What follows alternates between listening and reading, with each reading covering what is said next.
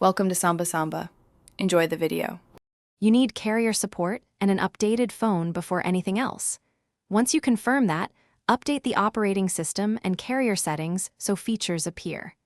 Now open the phone app and go straight to voicemail or the app settings page. Make sure live voicemail is visible. Tap the live voicemail toggle to begin activation. You're starting the process immediately, so you can capture transcriptions. This step registers the feature with your carrier and prepares the phone to receive live transcripts. Once the toggle is active, you must grant microphone and transcription permissions.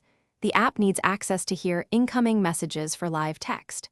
Make sure you select the correct language and transcription accuracy level, because this affects how names and numbers display. Configure notification and sound options so you see transcripts immediately without missing calls. Also review privacy prompts. Make sure you allow local transcription if offered. These steps make live voicemail both functional and tuned to your needs. You're almost done. Test the feature by placing a call from another phone and letting it go to voicemail.